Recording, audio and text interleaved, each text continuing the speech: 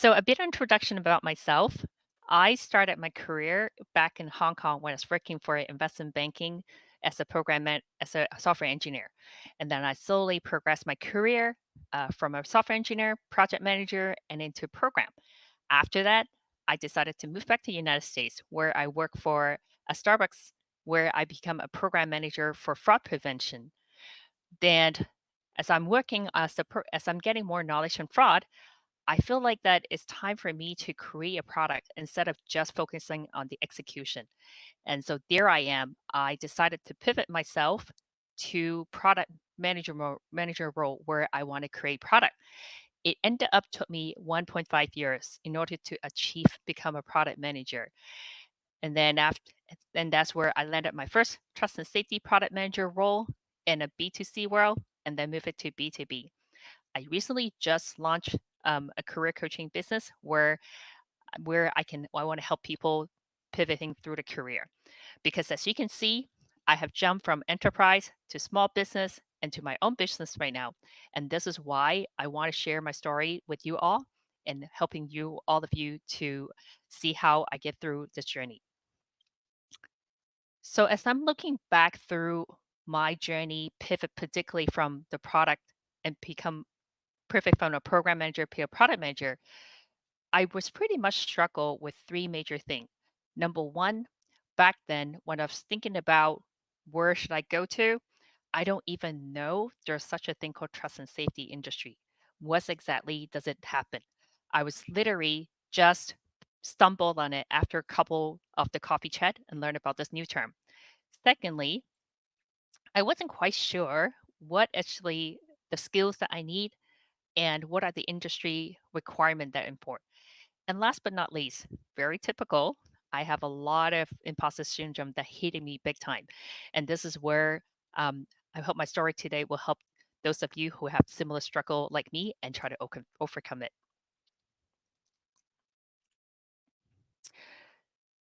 So number one, what exactly is trust and safety? So trust and safety pretty much is the foundation of internet, where all the platform, when there's monies around involved, there's account creation, and if there's more than two parties that are caught in a conversation or exchanging any goods. So when the user feels safe, that's where the trust can come into place, and that's what drive the business growth. So when you think about trust and safety, it is indeed everywhere in the internet. But people may ask, like, what I say is trust and safety in that terms. Well, the fact is, sometimes trust and safety don't call trust and safety. Sometimes they're being referred as an integrity or subset of security. The smaller the company, the more some of this role will be absorbed by daily departments. So you might kind of ask, what actually involved in trust and safety in each of the platform? So this is like a couple example and a story I'm going to tell. So number one, gaming in the gaming world, the criminal just love targeting any account with vulnerable game tools, virtual money, and skins. And among all the gaming accounts, Steam is the number one targeted account because for the cyber criminal, they're not only after your Steam account, it's all the credit card that associate with the account that are totally valuable. In the dark web, they are selling like hotcake. Once they purchase the account, they will be the criminal will going through the payment where they can steal all the credit card information and leverage it to leverage those credit card information to do something else to do something else. Marketplace. In the marketplace, that's actually the next step where people will still the criminal will sell all this credit card information, use the credit card information with the innocent user, and then they go buy all the expensive items, shipped it to the criminal places, and that's how they exchange the money to the goods where they can sell it somewhere else.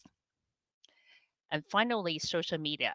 Besides all the badness that happening with like account takeover and misinformation, one of the big things is that these days social media account has a lot of really valuable information about you. So in the dark web, does anyone have idea how much it would cost for a TikTok account right now? The answer is that it costs $60 for a newly created TikTok account. The longer it goes through, the higher the cost. Compared to like 2022, that selling the TikTok account in the dark web is only $8. So this is like how crazy the social media account had become so valuable to the internet right now. And when they steal the account, they're not only taking over your credit card information and payment, they will use it to friendship scam, stealing money, and all kind of badness. And this is the reason why trust and safety is very important right here. So you may wonder, what are the jobs available in trust and safety? So let me kind of walk you guys through from a typical customer journey. So for example, when you have a user get on on a platform and started to talk with friends and family, the first group of people that you mostly work behind the scenes are the user that a group of user called content moderator. So they are the people that were working 24/7, monitoring all the transactions and conversation happening. If they see any anomaly, that's what they will flag that conversation or that transaction out and make a quick judgment call based on all the signal and information and determine what to do next. Then the next group is called operation team. So these are the people that when they see any escalation that coming from the moderator, they will further take that case onward, deep dive, looking into all the cases and try to recreate the picture of what have happening, what is the cost, and you should try to determine what are the bad behavior happening right there. So these are the group of people that will do a further details, and if they see and based on the risk assessment of that particular bad incident, they might further escalate it to a data scientist to refine the model, or if it's something that would involve like emergency that involve like an immediate stop of the back incidents, they might work with law enforcement and all the reporting to making sure that it stopped the incidents right away. Then the third group of people is what we call the data analysts or data scientists. So they are the people that create the data model and machine learning to predict what are the answer from a model. The way usually how it works is that they will absorb leveraging all the signal, both internal, external, and they will come up with the machine learning models that will, based on the requests of the behavior, use predictive ability and to reply and create almost like instant response reply that to the user. So for example, when you are placing an order of a purchases, while there's a payment rail that processing your payment, there actually a machine learning model behind the scenes to detect whether you are the true person that purchasing the request, what is the purchase, what is the item shipped to, and based on all this data, they will make a determination how risky is that transaction, and then they will either approve the transaction or decline, or they might like further restrict anything that you want to do. Next group is policy specialist and manager. So imagine that when there's a dispute or disagreement happening in the platform, these are the people that will write policy based on the regulations externally, internally, and based on where the platform stand, and they will put up all the policy to guide how the platform should be operated in terms of emergency or even like how to guide when an account created. So they are the people that need to be very knowledgeable about all the regulations as well as what are the use cases happening on the platform. Then the next group is called product manager, which is where I'm coming from. So we work very closely with engineer data scientists to come up with a product feature or solution where we can further enhance the overall trust and safety on the platform. And last but not least, sometimes some of the platform, which particularly involve like offline harm or any offline escalation, they are the people that are facing off regulator to coordinate any incident that happened on the platform, help them to file any evidence, and also working as a diplomat between the platform as well as the tangible regulator world. So some people ask, why I pivot into trust and safety. So this is like the framework more or less I want to share with everybody because instead of thinking about like the why, it's more about a way to help you to pivot into like how I pivot in a career. So number one, when I'm thinking about pivot into a new career, it's the major question is what are the prediction of the future of the industry? So back then, I'm totally confident that whenever I see all this action happening on the internet, I knew the fact that there got to be someone out there that will making sure that there are trust and safety on the platform. So I was doubling down on there will be a need for the industry. Number two, I was also thinking about what I want in life, and back then during COVID, I'm pretty sure that I want to work totally remotely. So this is like another reason why I found trust and safety industry generally pretty appealing because most of that work is totally remote. Because hey, bad behavior happen across the internet, so everything kind of go online. And the next one is like, what kind of thing that give me energy?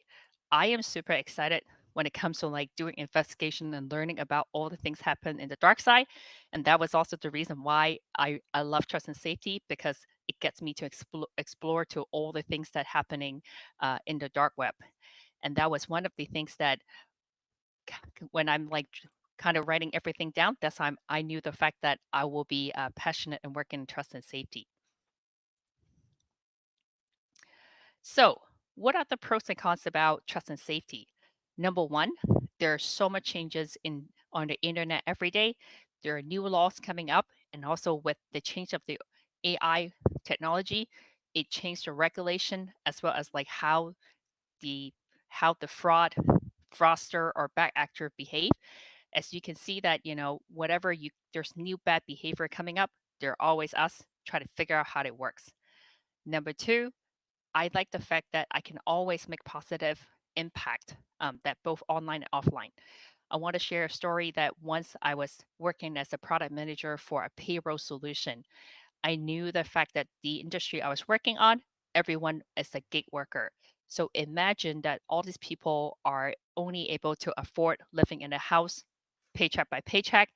The moment when I knew that I can stop a back actor from stealing, a hard-earned money paycheck from somebody, I knew that, that made me smile because I knew that, I want the moment when I know that someone working really hard and they get the paycheck in their account to pay for their rent, that's what me smile. And this is where like it gives me energy every day when I want to work in trust and safety industry. And lastly, trust and safety is such a new industry that pretty much just emerged in the last 10 years. So if you look across the internet, there isn't like a formal program out there that will call trust and safety undergraduate program a diploma degree. So pretty much people are with diverse background are all welcome because there isn't like a formal training at all per se. So, what are the challenges in trust and safety? So, the role are typically so number one, as you can see, trust and safety typically only involve when the company are belief in trust and safety regulations. So, if the company really after the growth, you may not see the role exist. Generally, you will see company that have reached a certain scale and sizes, like Series B above, will have this role available.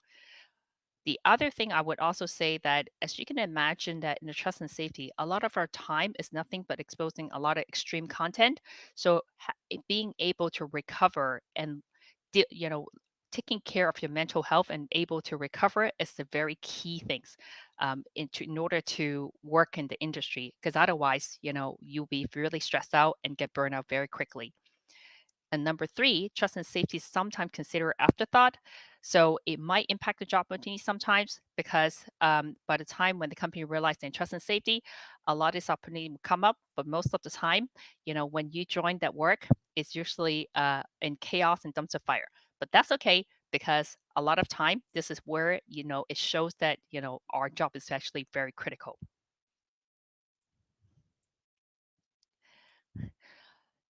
So the next slide more share about like in based on my experience, what are the people generally will transition into job trust and safety job market. Typically, you would see a lot of people coming from government professional because there's a lot of career a lot of regulatory background or investigation coming in. However, I do see journalists, stay-at-home moms, veterans, social worker joining the job market. And when it comes to like what are the common transferable skill set, I would say definitely project management, communication is key, and also like problem solving skills. These are the really necessary and yet very basic skills that I'm sure every single role has it. And this is why it's trust and safety is such a welcoming industry because a lot of skills are really transferable everywhere.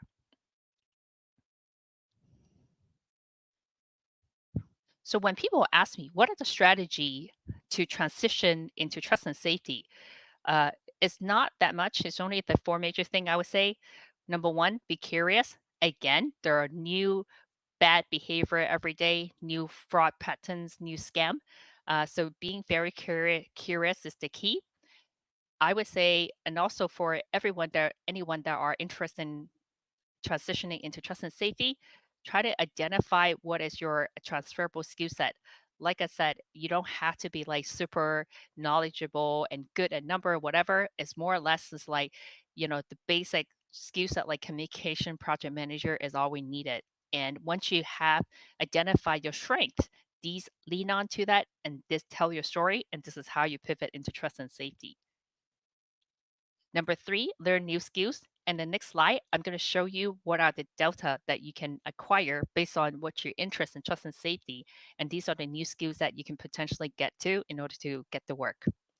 And finally, I think nothing more important than staying passionate about integrity and ethical decision, because a lot of time our world involved in a lot of judgment call when most of the decisions are actually pretty vague. And this is why it's important that you trust that you have integrity in mind and you really want to do something better for the world every day will keep you uh, knowing where to pivot in the trust and safety day in and day out. So, what are the additional skills that you need? As you can see that there are very diverse role within trust and safety, and this is where it might be various depending on the role.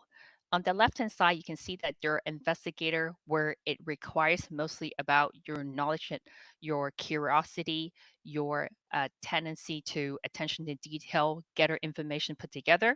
But in the middle, policy will require more of your compliance regulation knowledge. But on the right-hand side, this is more data scientists, which require more data scientist machine learning type of additional skill set. For product manager, you need a lot more focus on user discovery. How do you do user interview? Storytelling is a key skill set. And finally, law enforcement is someone that who have more knowledge about legal regulation, regulatory enforcement. And this is like the skill set that you had. And I think having this slide will help you to give an idea where you are, but also if you know your target role, you know what are the additional skill set you can acquire.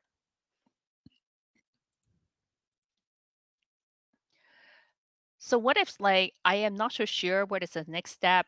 I don't know what's a trust and safety professional will be look like. Don't worry, this is the slide for you. Networking is definitely the number one tips I have it for you. If you can see in this slide, most of the time, start with your college, where if you can look through the alumni database, you might be surprised somebody who have worked in this field before. But if not, don't worry, there's a professional network out there. The biggest one that in the slide is called Trust and Safety Professional Association. That is the world biggest um, association that focus on trust and safety. There's coffee chat within the Trust and Safety Association where people donate their hours to talk to you. So I will go there and look up, any role that you're targeting, set up a coffee chat and ask about that. Career fair. As we entering the career fair, there's a lot of programs out there that allows you to walk in, including trust and safety. So these are the things that will able to help you to go through the trust and safety with that.